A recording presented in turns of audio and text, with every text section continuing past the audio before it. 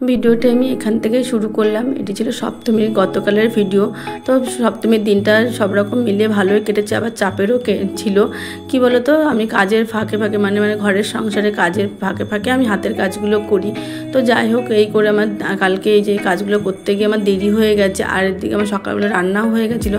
তারপরে আমার মা রান্না বলতে সকালকার খাবারটা হয়েছিল, কিন্তু আমি ভাত আর ডালটা একবারে সকাল দুপুর রাতেরটা করি, মানে ভাতটা আমি রাতে করে নিই, শুধু সকাল দুপুরে ভাতটা করি। যাই হোক, ওইগুলো করেছিলাম, আবার নতুন করে করতে হলো। মা ফোন করে বলছে তোর বাবা যাচ্ছে। তা আমি বললাম তুমি আসবে না? বললো যে না, আমি ঘুরে টুরে আসি তারপরে যাব। আমি বললাম কেন, আসো, বাবা মা বৃন্দাবন যাবে, তাই বাবা একাই এসছে, মা আর আসেনি। তো যাই হোক, মার শরীরটা একটা ভালো না, আবার ওখানে যাবে লক্ষ্মী পুজোর পরে, তাই মা আর আসলো না। তো ওদিকে ওর বাবার বাজার হয়ে গেছিলো, বাড়ি তখন আসেনি, ওর বাবার খাওয়াও হয়নি। তো আমি বললাম যে তুমি কি পারবে একটু মাছ আনতে, গুঁড়ো মাছ? বাবা তো ওই কাতলা মাছ খায় না, আমাকে ফোন করে বলেছিল কাতলা মাছ পেয়েছি, অল্প নিয়ে আসছি।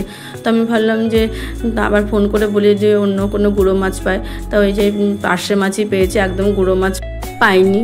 তো এগুলোই রান্না করব। আর দেখো, এই চুড়িদারটা আমি আবারও পরেছিলাম সকালবেলা, যেহেতু একটু জায়গায় বেরোনো ছিল, বলতে ওই পিকো করেছিলাম শাড়িগুলো দেওয়ার জন্য, এই চুড়িদারটা পরে নিয়েছিলাম। সেই পরা অবস্থায় আমি আবার রান্না বান্না করতে কাজ করতে শুরু করে দিয়েছি। আর খোলা হয় না, থাক একবারে ধুয়ে নেবো, আর কি করবো, আগের দিন পরেছিলাম তাই এটা সামনে ছিল, এটাই পরেই চলে গেছিলাম। আর এই যে বাসনগুলো তোমার ধোয়া হয়েছে, সকালে খাবার যে বাসনগুলো, তারপরে এই মাছগুলো একটু ধুয়ে নেবো। এদিকে মাছ ধুতে দিতে দেখি বাবা চলে এসছে। আমি বলছি দেখো 9টার সময় বেরিয়েছে, এদিকে আবার 12:30, তখন কটা বাজে ঠিক মনে নেই, আবার চলেও আসলো। তো যাই হোক, আমাদের ওখান থেকে প্রায় 3.5 ঘন্টা 4 ঘন্টা লাগে কৃষ্ণনগর থেকে আমাদের বাগুইআটি আসতে। তো আমি দেখি জানলা দিয়ে চলে এসছে, তার মেয়েকে বললাম দাদু চলে এসছে। তার মেয়ে আবার ভিডিওটা করলো, আর এদিকে আমি বাবার জন্য একটু দইয়ের ঘোল করে দিচ্ছি, গরমের মধ্যে এসেছে। আর এদিকে তখন বাবা কত কিছু নিয়ে এসছে, এনেই সঙ্গে সঙ্গে সব বার করে দিয়েছে।